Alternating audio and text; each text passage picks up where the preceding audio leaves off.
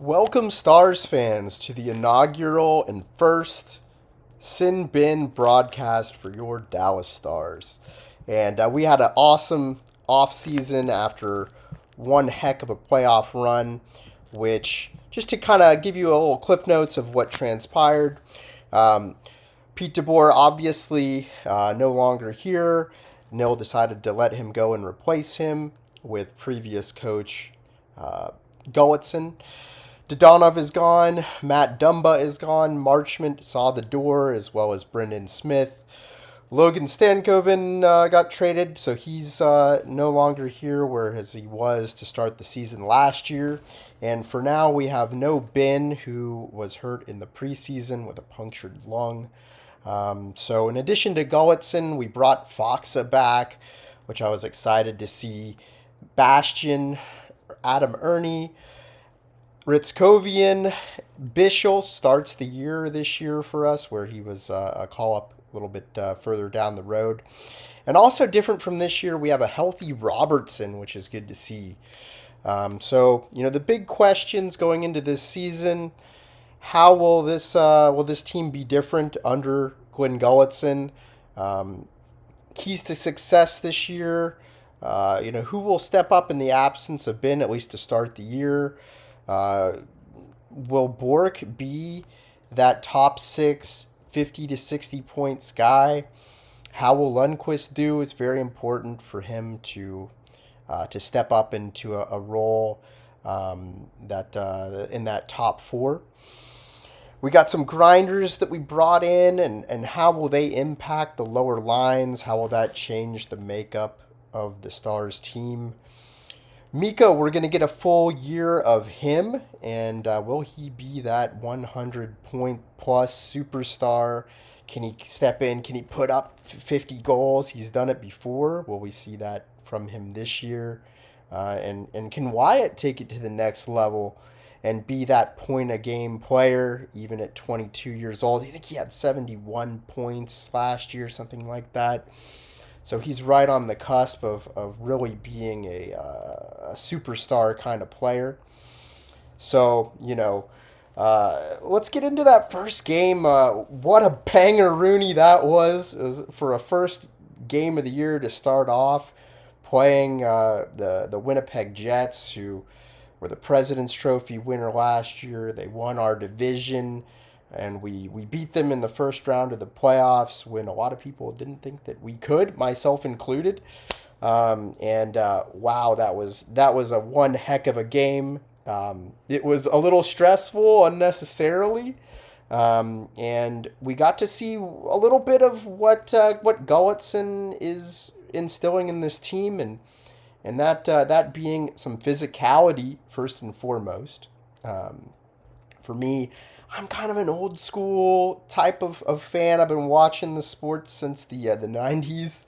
And so I've got a little bit different perspective on, what it takes to win a cup. And some of it applies, some of it's a little dated, but I love the physical, the nasty stuff as a part of this game. And Glenn Gulletson had stated in the offseason that he wanted the team to be more physical.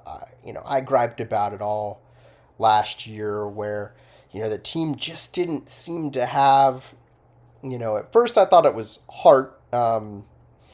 I got proven a little bit wrong in the playoffs. They did have some heart, but they just didn't have that pushback, that nasty. Nobody would instigate anything. We didn't have players in the past like a prime Ben who used to muck it up and get under people's skins.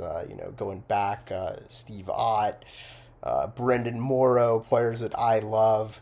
We don't really have anybody along those lines last year, and when push came to shove, and we ran into the Oilers, who had really stepped up their level of physicality after having been knocked out by the Panthers.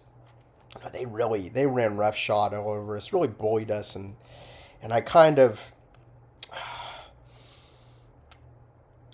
I was in a state of denial that I hadn't been during the regular season, because I saw that as a shortcoming of ours. And I thought, we got through the first two rounds, and I was like, you know what, maybe we can get by without some of the typical old school hockey style, and prove that was not the case, and that my initial gut feeling of, man, this team is too soft, seemed to reign true in that series, where we had liberties taken on hints, and there was no pushback, and we had no willingness to go to the net and get those dirty goals that you'd have in the past from players like Brendan Morrow, and Ben, when he was in his prime, would get those net front goals. And so in the offseason, Gwen Gulletson, seems to have seen this as a shortcoming, and he brought in some players like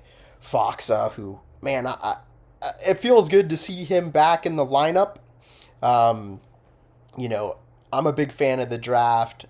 He was a first round pick of ours, and it was the right pick at the time, given the board. It wasn't a reach, and he was never a sexy first round pick like a Wyatt Johnston, or a Miro Heiskanen, but he's one of those players that you gotta have on your lower lines. A player that's a great penalty killer.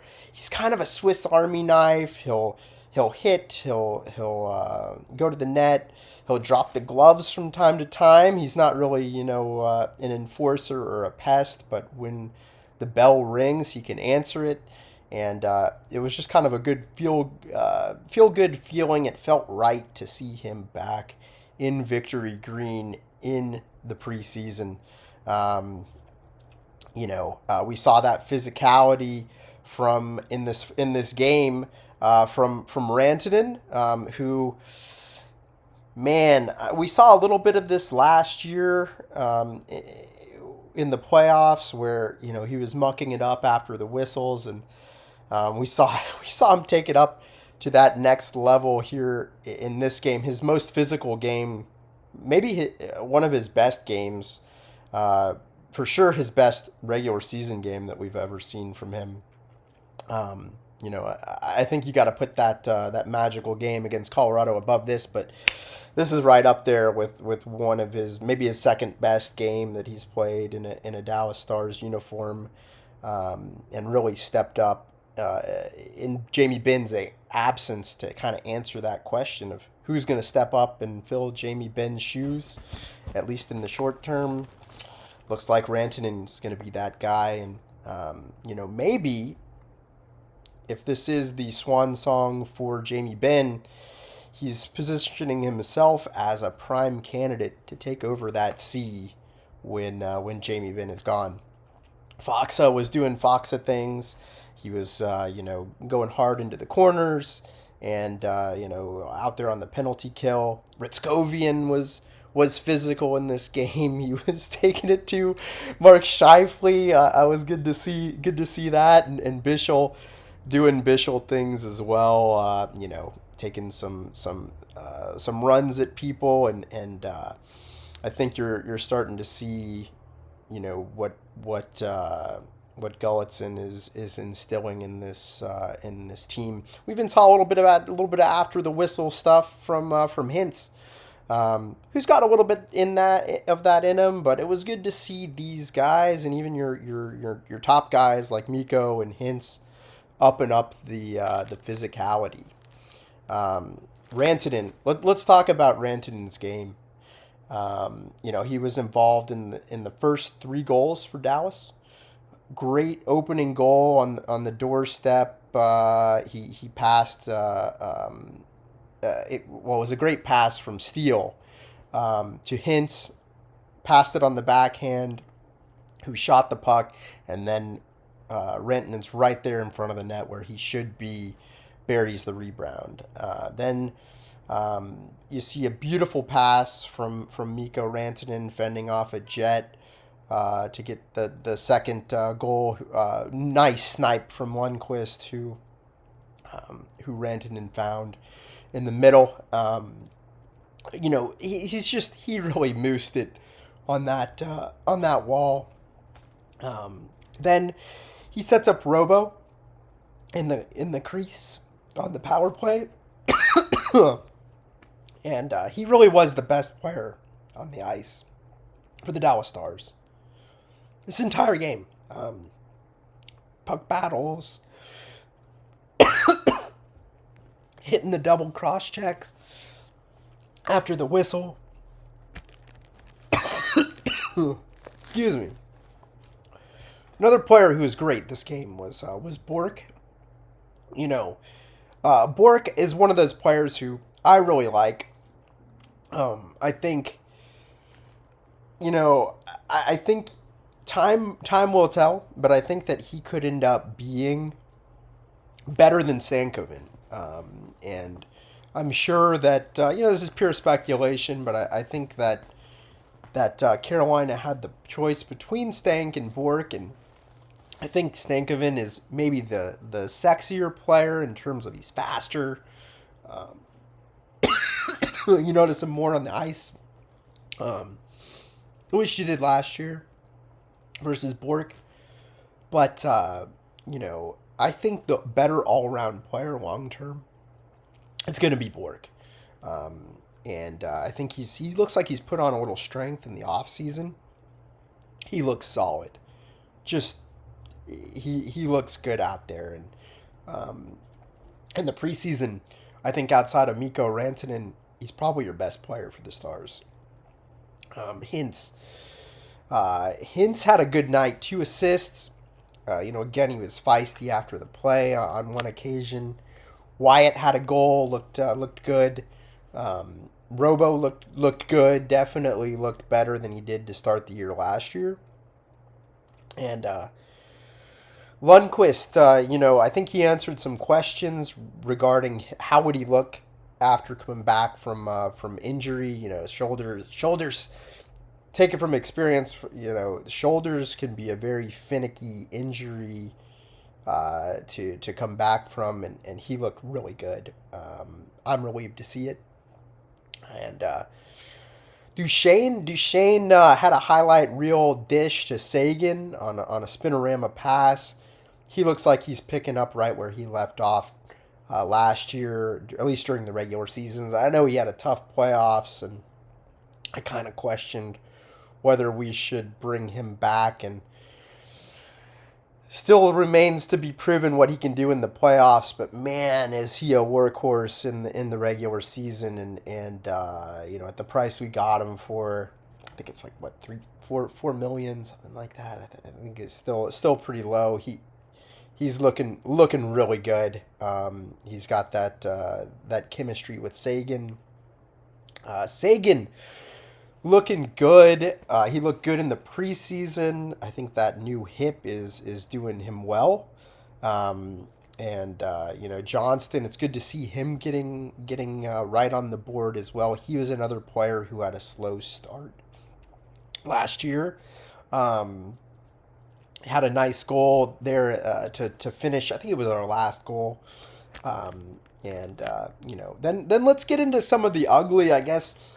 We had a great 50 minutes of that game, and then we just imploded. The game saw us give up 2 shorties, which is never good to see.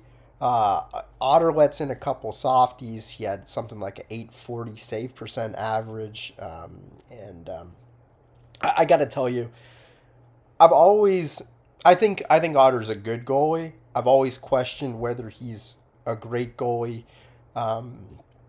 And he makes a lot of games a lot more interesting than they should be. There was a couple of those goals that I know he'd like to have back. The other player who had a tough game today was Miro, who trips and going backwards, and we get scored on. He looked a little slow out there. I think some of it probably could have been avoided if we wouldn't have put him on the power play. I like Harles out there. I think Harles is a better offensive player than Miro. And Miro, he made a couple good plays defensively that I saw. One particularly in front of the net where he had a nice play with his stick. But Miro, I'm sure Miro is probably going to try to forget about that game a little bit. Um, Kyle Connor lit us up for 3 goals. Man, he looked good. Going back to drafts, drafts I think is I just love the draft. And the for years especially up until Nil came in, we had such a horrible drafting history as a franchise. It was like year after year of missed opportunities, and actually this is one of the few that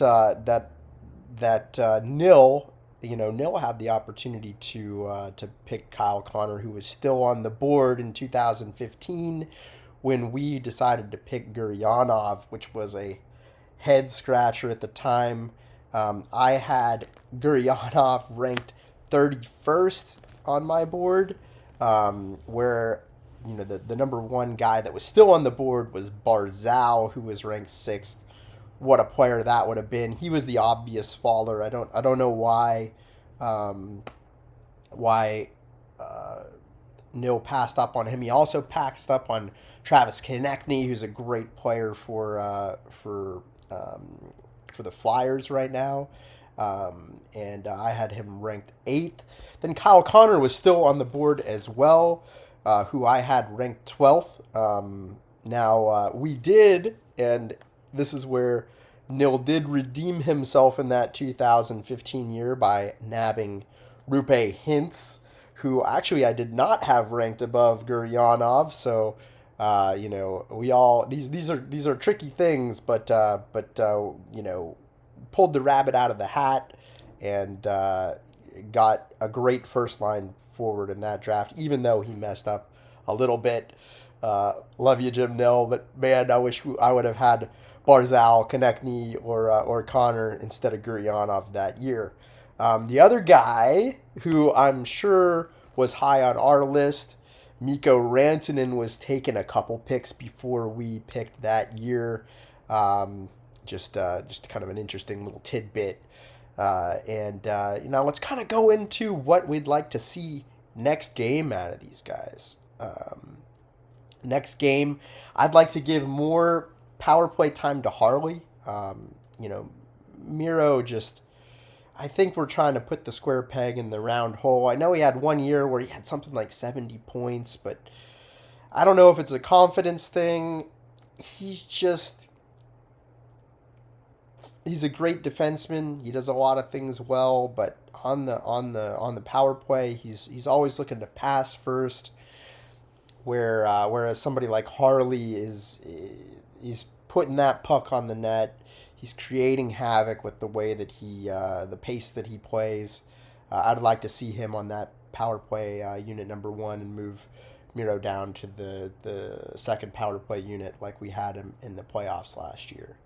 I'd also like to see Bork with a little more power play time. I think Bork is probably your third best playmaker, at least at forward, on this team. I know the numbers don't show that, but man, did he look good in the regular season. He's got this ability to slow down the play, and it's got that vision. Looks like he's one step ahead of people.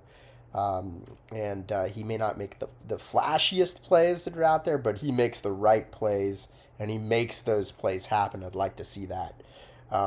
I'd also like to see Ernie get in and maybe take Blackwell out would be my I like, first off, I love Blackwell, but I'd like to see what Adam Ernie can do.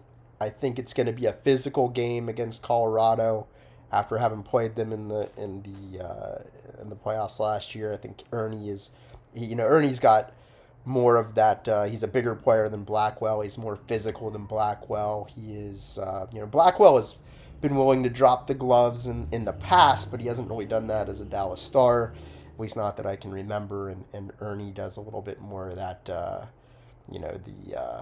underworld stuff like that I think I'd like to see this next game to continue that push to getting the team to play a little more nasty. Give someone like Ernie, who's going to be motivated to get more looks as we progress down the year, to get more ice time.